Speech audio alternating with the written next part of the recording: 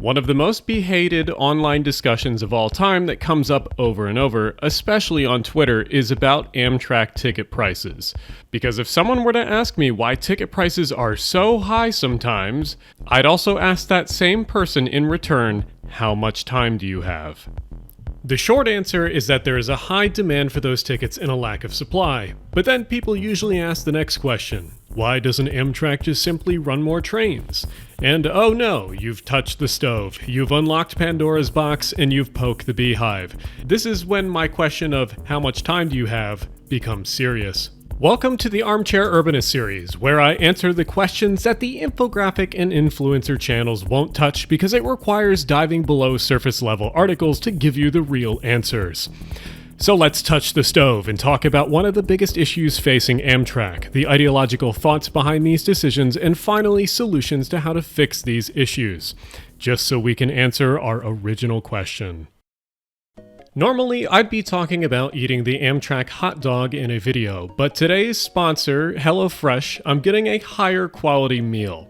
I enjoy HelloFresh personally for two reasons. First is that I have celiac, and HelloFresh is great at distinguishing what's included in a meal. And secondly, since I'm the one cooking the meal, in the end, I get to control exactly how it's made and what's in it. And as someone who enjoys the process of cooking, this is much preferred to the frozen food options out there. HelloFresh portions are large compared to other options, and every time I've cooked a meal of theirs, I've always had leftovers to eat for the next day.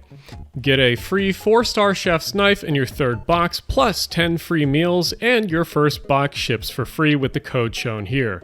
Make sure to use my code to get this deal before supplies run out. Thanks to HelloFresh for the sponsor, now back to Amtrak. Amtrak is one big company that stretches from the Atlantic to the Pacific. Maybe some freight railroads will claim to be the first transcontinental railroad once they merge, but in reality, it's already Amtrak. But Amtrak is not a homogeneous organization. Oh, far from it. There are effectively three parts of the company in a trench coat acting as one agency. Those three parts are the Northeast Corridor, which is the bulk of Amtrak's ridership and money-making abilities. The Northeast Corridor is the effective heart of Amtrak, with majority of the corporate side of the company either based in Washington, D.C., Philadelphia, or New York City. So if you want to act as Mystery Inc. and rip the mask off, Amtrak is essentially a surviving piece of the Pennsylvania Railroad. The second part of the agency is all of the state services. These would include routes like the Downeaster, the Wolverine, and the Cascades. These services get majority of their operating costs covered by the states that they run in, like Maine, Michigan, and Washington state, respectively. State services are weird in that there are whole other substructures of agencies that also run them. And don't even look at the hypercube of nonsense that is Amtrak California. Lastly, we have the long-distance services. These are by far some of the most unique trains in the system, serving some of the most remote and underinvested areas in the country. But they are also constantly some of the most controversial parts of Amtrak's system. So today, we have to talk about that third group, and how Amtrak's long-distance routes will shape the future of the company. And eventually, we have to circle back to how near-future decisions will affect your experience while riding the entire system. A railroad can functionally be broken down into three main aspects: the physical infrastructure, like the land, tracks, and bridges; the people who run the railroad, meaning the crews, maintenance people, and the pencil pushers who make the decisions; and finally, the trains, or in other words, the rail cars, locomotives, and generally the rolling stock. Unless a railroad gets a shit ton of money from some random place, the land rights and track will always stay relatively the same. But the rolling stock will forever change as the endless passage of time ages the equipment, rusts away frames, and wears down mechanical bits. A large, healthy railroad has an endless continuation of new rolling stock orders, retiring old cars and introducing new equipment as builders deliver orders. This doesn't just apply to passenger railroads, this also happens with freight railroads too, especially with rolling stock that routinely gets beat up like hopper cars. Amtrak has an interesting history of rolling stock. When Amtrak was first founded in 1971, it inherited various pieces of equipment: high-speed Metroliner train sets, some cars dating back to the 1930s, and tons of Bud, Pullman, and ACF passenger cars. Within the first few years, it was obvious that Amtrak would need to order new passenger cars to replace their Rainbow-era equipment, especially the oldest and most worn-out cars. So plans started to form in the procurement department. First, a new fleet of single-level cars were ordered, otherwise known as the Amfleets. These rail cars are a staple of East Coast Amtrak services and the workhorse of the Northeast Corridor. First delivered in 1973, 492 would be built, and later a second order in the 80s would bring an additional 150 Amfleet 2s into Amtrak's roster. But there was a second, more unique order of rail cars for Amtrak that would replace many of their Western long-distance cars. So in 1975, Amtrak ordered a new, updated version of the Santa Fe high-level cars.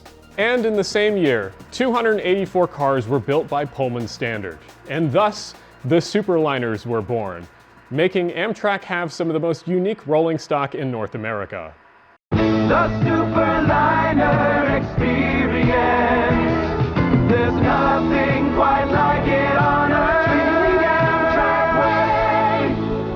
When the Superliners entered service in the late 70s, Amtrak was operating under very different circumstances than they are in the present day.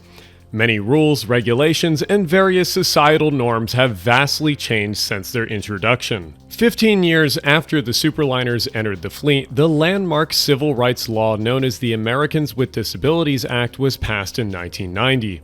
I now lift my pen to sign this Americans with Disability Act and say, let the shameful wall of exclusion finally come tumbling down. God bless you all. A law which covers the physical and mental impairments that limit major life activities, requiring reasonable accommodations in workplaces and accessibility in public spaces.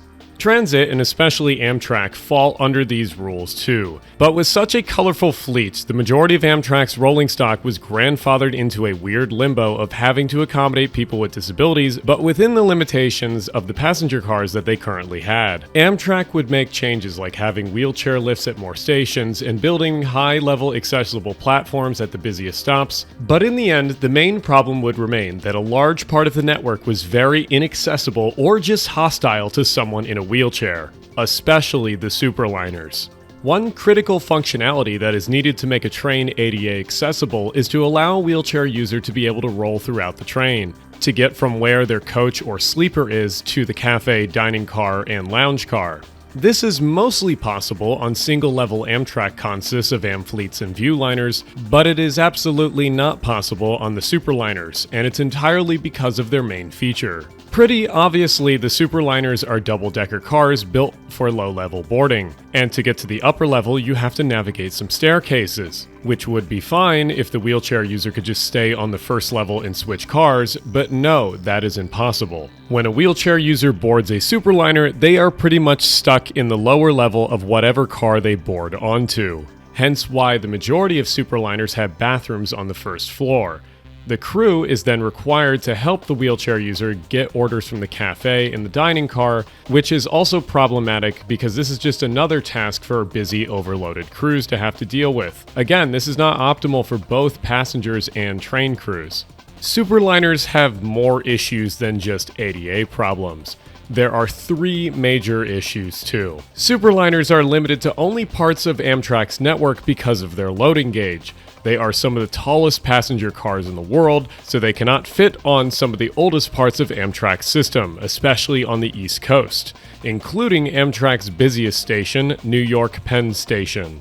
They can actually run under wire on parts of the corridor, and there are very rare instances of them doing just that, but they are very, very limited to certain sections. Along with not being able to fit, they also are built for low-level boarding at Western US stations with very little infrastructure. You cannot add a Superliner to a consist if you need to board people at a station with high-level platforms. The Superliner's doors will be below the platform height.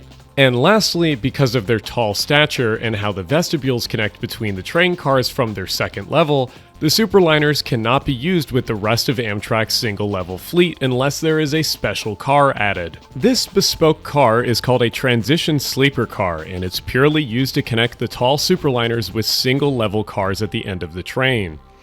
If you don't have one of these special cars available when building the train, you're kind of screwed into not being able to connect single-level cars properly to the rest of the consist. So yeah, Superliners are cool, but they are a frustrating mismatch of cars compared to the rest of the fleet. So does Amtrak have any plans to fix this? With the oldest Superliners now approaching 50 years old, Amtrak has obviously started looking for replacements. In 2023, they put out a very long request for proposals document, or an RFP, highlighting what they wanted in the next order of West Coast long-distance cars. But there were some problems with the document, to say the least. The first problem arises with ADA laws. All of the new cars have to be accessible for wheelchair users, so walkways are wider, there are spots to turn around, and plenty of accessibility add-ons throughout.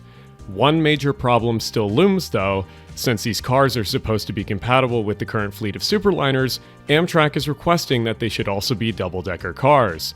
But since they also need to be ADA accessible, almost all of the important cars in the consist would need to have some kind of elevator to get from the first floor to the second floor where you can go to the rest of the train. After Amtrak put out this RFP with those requirements, basically all of the passenger car builders that were interested got back to them and said no. So, back to the drawing board now. What's the real solution? Well, this is when I get to input my thoughts, and there's an obvious solution to this that pretty much fixes majority of the problems. The future Western long-distance cars should not be bi-level or two-story cars. They should instead be normal single-level cars. Now wait, before the foamers and boomers want to crucify me for taking away the uniqueness of the Superliners, I have a solution. But also remember that double-level cars historically have only been used for long-distance trains on Amtrak and the Santa Fe Railway, so the historic precedent that the cars need to be 2 stories is not as strong as you think. The main reason why most people would be mad if the Superliners were replaced with single levels is the loss of the lounge car with its great views, and yeah, they'd be right. So we're taking away Amtrak's bi-level cars, and thus we're taking away our fancy Western train lounges. What's the solution here? How do we make our fleet fully compatible with each other? Well, I think one solution is to look back at Amtrak's older history and older rolling stock, because I think we need to bring back the dome cars. I'll let other people fight over the details of how this might all work, but from an operations perspective, keeping half of the fleet incompatible with the other half is a very stupid decision from a business perspective. Making the Western long-distance trains be single-level while having one bespoke car being the dome car is a lot easier than having a massive chunk of the fleet be inoperable on the busiest part of the network. I hope that Amtrak comes to their senses and makes the right decision, because the foamer inside of me does really like the Superliners, but also I know better. Having a fleet that can be exchanged throughout the network is one of the ways that Amtrak can fill the ridership supply and demand gap with new rolling stock, and eventually bring down the ticket prices throughout the system. Thanks for making it to the end, and hopefully that answered part of your question that we were trying to answer in the beginning. Thanks to HelloFresh, of course, for the sponsorship. Thank you to my Patreons, always in, of course, especially because this took longer than I intended for getting this video out. Also, I'm part of the Chelten Hills Model Railway Club, as you saw many shots in this video of, and we're having, I guess, open house shows that will show somewhere there on the screen, and you're welcome to come by if you're in the Philly area. I'll have more information down below. Otherwise, I do have merch if you're looking for transit-related merch for the holidays, and yeah, thank you for watching, and I hope to see you all in the next one, of course.